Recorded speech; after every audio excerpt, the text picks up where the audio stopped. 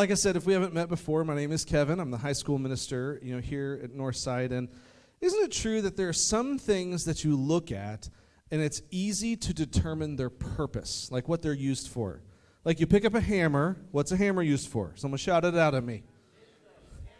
Hit stuff, smashing cats. I don't know that that's we may need to talk and set you up for counseling a little bit later, all right?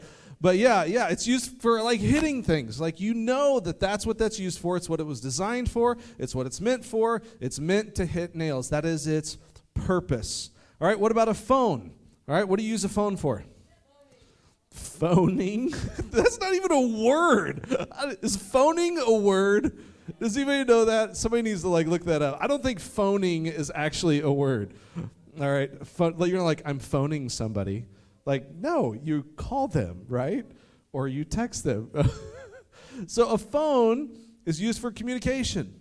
Communication to you, communication from you, all this kind of stuff just comes through a phone. It is its purpose. Here is the question that I want us to wrestle with today. Everybody look up here. Those things, it's easy to determine their purpose, right? Because you look at it and you're like, well, that's what it was made for. I can use it in other ways, but it's not meant for that. It's meant for these things. My question for you today is this. So what is your purpose? Why are you here on earth? What is your purpose in life? So often we just spend times going through the motions of life that we never think of the bigger picture of why am I here in the first place? What am I meant to do with my life? More than likely, many of you had a time when you were younger that you had something you wanted to do as a kid, as a 5-year-old, 7-year-old, 8-year-old. There was a dream that you had for your life. For me, I wanted to be an astronaut who, I can't remember, was president and something else, a firefighter, astronaut, president, all three in one. That's what I wanted to do as a 5-year-old if people were to ask me. I'm just curious, when you were 5, 6, 7, 8, 9 years old, what did you want to be when you grew up, all right? So you did not. Do we even know each other when you're 5 or 6 years old? In spirit, yes. No, we didn't, all right? So you can't say you wanted to be me when you grew up, all right? What else? Just shout some stuff out at me. What did you want to be when you grew up? A freelancer? I don't know what that means, but sure, I'll go with it. What did you want to be? NBA player, right there. Okay, what else? What about someone over here, front row? What do we got? What did you want to be when you were younger? What did you want to be? The next American Idol, all right? Nice. President, all right? You still want to be president. They're accusing you of still wanting to be a president, all right? Talon for, what year would it be? You're going to be 30-something, right? 20, he's breaking the rules. 2024, Talon for president, all right? Nice. Well, it's interesting because, as a kid, you think the possibilities are limitless, right? You dream about the future, and you're like, I can be just about anything I want to be, because you don't realize the barriers that sometimes can be in place, limiting your direction of where you want to go. And honestly, you haven't made, bad decisions yet that limit your choices in the future. So, you haven't made, you haven't failed classes that limit whether you can go to college or not, right? And so the possibilities are just pretty much wide open. Well, I would imagine, listen up, guys. I would imagine for many of you in this room, if I were to come up to you and ask you the question now, what do you want to do after you graduate high school? That would create some anxiety in your life for some of you. Because some of you are I don't know. I don't know what I'm going to do. I don't know what the next step is. I don't know what I should do. I've never thought about that. And it just causes all this pressure for you, because now all of a sudden you're thinking about what happens next after high school. For some of you, it may be college. Some of you, it may be a gap year or going into the workforce or joining the military. But chances are that question, what am I going to do with my life, has kind of resonated or rattled around in your brain. How many of you have thought about that? What am I going to do with my life after high school? What am I going to do with it? Yeah. It's something that resonates with you, and you probably feel the pressure of trying to answer it. Now, some of you may be like, how many of you I have no idea, and I don't have any clue what I'm going to do. Like, after I graduate, what I do with my life, yes, okay. I get that. And when I was in your shoes, I didn't know either. And I think there could be a lot of reasons why we struggle to answer this question in high school. The first one is probably there are a ton of things that you are interested in, right? There's so many things that you're interested in. It's kind of like when you hop on Netflix or Amazon Prime or something along those lines, and you have all these shows to watch, and you spend an hour and a half trying to decide which one you're going to watch, and then you end up like running out of time, so you don't watch anything, but you just scrolled through everything because there's too many choices. I think sometimes in life we struggle to answer this question, what am I going to do after I graduate, or what am I going to do after high school, what am I going to do with my life, is because we just feel like there's so much I'm interested in, like how can I possibly choose? You know, another reason is nothing seems to really interest us enough to make our whole life about it. Like maybe when it comes to you, you're supposed to like, you're thinking, I'm 15, 16, 17, 18 years old. How on earth am I supposed to form my life around something when I haven't even been on this planet for like 2 decades, okay? So like, I don't even know what I'm supposed to do right now. You know, number 3, why we struggle with this question, maybe you're not thinking about the future, right? There's some of you that are like, I woke up today and that was a good day, and that's all I had planned, and I had not thought about it until I woke up. And then I decided to go to church, you know? Like that is as far as you get in your advanced planning, is that you know what you ate for breakfast, and that's it. And that's your day, and you feel accomplished because of that. So thinking about, like, what you're going to do with your life, you're just like, dude, like, I got today, this morning, breakfast down. Don't expect me to, like, figure out my life. Another reason is we feel the pressure to figure it out because other people have a plan. I don't know if you've been around like some really high like visionary leaders that have like, you know, some like 15 and 16-year-olds that are your friends, like, well, let me tell you what I'm going to do. When I graduate, when I'm 18, I'm going to go to this college, and then I will meet somebody, we will marry, we will have 2 children by the time we're, 10 years into this, and then after 15 years, we will own a house that is on the lake, and I will spend the rest of my days working remotely from the lake. You know, like they've got this whole plan of what's going to happen, and you're like, I ate breakfast this morning. That was good. Like I don't know what to do. And so you start comparing yourself to them, and you're like, I have no answers whatsoever for where I'm headed with my life. And so you feel the pressure. Another reason why maybe we struggle to answer this question is because we don't have the energy to think about the future because there are too many problems facing us right now. So like, for example, maybe your family is struggling to make ends meet, and you're like, I can't focus on the future because of what I'm dealing with right now in the present. There's no way for me to have time to think about my future because I need to help right now in the present. I don't have that luxury. You know what's interesting is in the church world, we ask a question that's similar to what do you want to do when you grow up? And it's a little bit more complicated because it's from a faith perspective. But here's sometimes I've heard people ask this, what do you think God's calling is on your life? Or what do you think God's plan is for your life? And people who often desire to figure out not only what they want to do with like a career, but then you combine this with, well, what does God want me to do? What is he calling me to do? Like that is a ton of pressure, right? Like you're feeling the weight of that of, oh man, I don't want to mess up not only my job, and I don't want to mess up what the Lord is calling me to do in this world. And so you feel the weight of this pressure. But no matter how you talk about this idea of the future, the effect is the same. It can feel just absolutely overwhelming, which can make you want to just give up completely on it and just live in the present. And I really want to talk a little bit about this pressure and the reason why you feel it in the first place. Like the reason why you feel overwhelmed, the reason why you feel like you should be thinking about this, whether you're ignoring it or just choosing not to do anything about it, is because deep down inside, we're all trying to answer this very simple question. And here's what it is. What difference can I make? I want to matter in this world. I want my life to make a difference. I want people to be affected by how I live my life. And so what difference can I really make? Well, God gives us some insight into this, right? In fact, I think it's one of the reasons why he gave us the Bible in the first place, is so that we could answer some of these huge questions we have about who am I, where do I belong, and why am I here on earth in the first place. And just as the person who created the hammer had a specific purpose for it, guess what? God has a specific purpose in creating you and your life. And so let's read 1 Corinthians. This is chapter 3, verses 5 through 9. We're going to read it first, then I'm going to talk about it a little bit. It says, "After all, who is Apollos? Who is Paul? We are only God's servants through whom you believed the good news. Each of us did the work the Lord gave us. I planted the seed in your hearts, and Apollos watered it, but it was God who ultimately made it grow." It's not important who does the planting or who does the watering. What's important is that God makes the seed grow.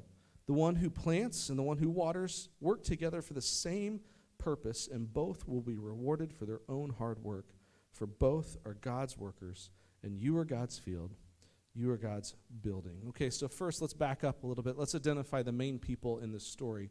There's Apollos that's mentioned, and then there's Paul that's mentioned. Paul is actually writing this letter to the church in Corinth. And apparently in the church in Corinth, there was a little bit of a popularity contest that was going on as to who you followed. Like some people followed Apollos as this really good, influential Christian church leader, and some people were like, no, I'm not following Apollos. I follow Paul. I was baptized by Paul, which is way better than Apollos. You know, I don't know if they had that kind of attitude or not, but anyways, so they would kind of like get at each other, and there were divisions in the church over who you were going to follow. It's the equivalent of like Paul and Apollos would be like today's TikTok influencers, and which one you choose to follow over others. But Paul, here's what he's saying. He's saying, guys, you've got this all wrong. Instead of who's more important and who has done like better work for the Lord, Paul kind of levels the playing field. He says, guess what? We are both God's servants. And Paul is telling us that is what matters. Not what we're doing, but how we're doing it and for what purpose we choose to do it. And then Paul starts talking about plants. Are there any like gardeners in here? Gardeners? Really? You garden, Derek? Nice. I'm sorry, I shouldn't act surprised at that. I shouldn't be surprised. But yeah, my wife loves having tons of plants in and around our house. There's landscape around. So like, what are some things that plants need to grow? Water. What else? Sunlight. Positive affirmation. Chaz, do you go up to plants and you're like, you're a good little plant? Yes, you are. You're going to grow. You're going to grow. That's what you're going to do. Yes, you are. You know, like is that you tickle the leaves? That's what you do, yes. Positive affirmation. All right. Water, sunlight, they don't really need positive affirmation, just so you know. Plenty of plants grow in the world with zero human contact. All right. But water, sunlight, what else? Seeds. You got to have a seed, right, to have a plant. That's good. Yep. A person. Now, why would you say a person? They have to do the work, right? All right. Okay. So you need a person that's doing the work. Seeds. So I'm surprised no one said soil. Like, or something for the roots to go in. Sorry, didn't hear you. Yep. So here's the deal. Each one of those things plays a role in growing the plant, right? And so you could argue, like, which one's more important, right? Is the sunlight more important than the soil? Is the water more important than the sunlight? And you could start arguing over which one is more important, but the reality is all of them are needed to actually grow the plant. So here's Paul's metaphor in this. He says, what does it matter what Apollos did? What does it matter what I did? Both of us are a part in this process of reaching a lost world in the name of Jesus, and each of us has a role to fill in it. So it doesn't matter if one of them's towards the end or one of them's kind of in the beginning. If one plants and the other does the watering, it's God who does the growing, and we just play a part in this. And so which role is more important is the wrong question. A better question is this. Did each role accomplish what only it could accomplish? Did they do what only they could do? In other words, it's possible that we're spending a lot of time trying to imagine a future that is not necessarily in line with the purpose of what God has us for on this earth. Like we may think our future is impressing the most people, or what makes us the most money, or has the most influential outcome, or makes us really happy, when what we should be asking is this question: am I doing what only God has called me to do on this earth? And when this becomes the question that we ask, we can stop worrying about our future plans, right? We can stop worrying if they're big enough, if they'll make us famous enough, if they'll earn us the most followers. We can stop stressing about whether we've chosen the right career path, because our career doesn't have to be our purpose for living. Like those two things can be very, very different. How we pay the bills can be different from how God has gifted us to reach a lost world in his name. And when Paul says each one of us did the work the Lord gave them, he pointed out that everyone's work was different. So you got to think of it this way: every person is uniquely gifted to do something in the purpose that God has given them on this earth. It's to do what the Lord has specifically called you to do on earth. See, here's the deal. God's behind it all. No matter what you do, no matter what part you play, Paul says in this passage, God is the one who did the growing. Yes, you do your work, you do your part, but God is the one who has the big picture. God is the one who does the growing. So I think the question that many of us have in here today that we need to kind of figure out, wrestle with, spend time praying to the Lord, saying, okay, God, show me what you want me to do. We need to ask the question, what is my part? And here's the deal. It's not like Lost and Found, where you got to go seek it and find it. It's not like, have you guys ever done one of those chapter books where you like read a little bit and then you get to the end and it's like you have to decide what the character is going to do? Like, if Jimmy makes the shot, turn to page 42. If Jimmy misses the shot and cries in the corner like a baby, turn to page 21. And you're like, I want to see what happened if Jimmy's crying in the corner, right? Like you turn the page and all of a sudden that determines the outcome of everything. It doesn't work that way in terms of finding your giftedness with the Lord. Instead, here's what your part is. Your part is to be who God created you to be right here, right now. Like, there's a certain level of freedom and comfort with that. Of just saying, I just need to be who God created me to use the things that he's put in my life to help other people know and to follow Jesus. You know, we don't have one purpose to find. This is an important point. We don't have one purpose to find. We have a bigger purpose to join with God. Oftentimes we think, I just got to find the one thing, my niche, the way that God's gifted me, or the way the Holy Spirit enables me to share people, to help people know and follow Jesus. But really what we're doing is we're coming with all we are, with our talents and our abilities and our treasures, and we're saying, God, I want to join in what you are doing in this earth, that you are bringing heaven to earth, that you are helping people not only know and follow Jesus for all of eternity, but you're helping people experience love for the very first time. You're helping people out of poverty because you care about them. You're helping people out of systems that are very oppressive. Why? Because you love them in a way that only you can, because you are their creator and they are created in the image of God. So in other words, God, I want to join in with what you are already doing. So here's what this means for you. It's not a one-time thing, like picking your elective courses or whether or not you go to college. This is an everyday choice to take the next step to serve God. It's a decision to participate in what God is already doing. Let me put it this way. Your purpose isn't your job, okay? Your purpose is not your financial status. Your purpose is not your relational status. Right? Not whether you get married or whether you're single your whole life or anything. Like, that's not your purpose. Your purpose for later on, for even me right now, is not your parental role. Like whether you become a biological parent, a step parent, foster parent, adoptive parent, or you never have kids. Those things can change.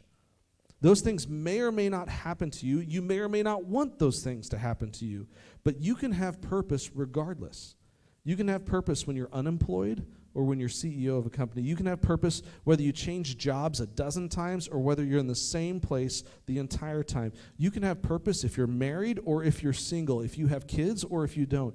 God's purpose isn't tied to the labels that you wear. The point is this: are you allowing God to use you as he created you right here, right now, so that people will know and follow Jesus? it's really a question of just being available, right? Like it's saying, God, okay, I want you to use me right now, and I'm just going to make myself available to you. And so, Lord, how do you want to use me?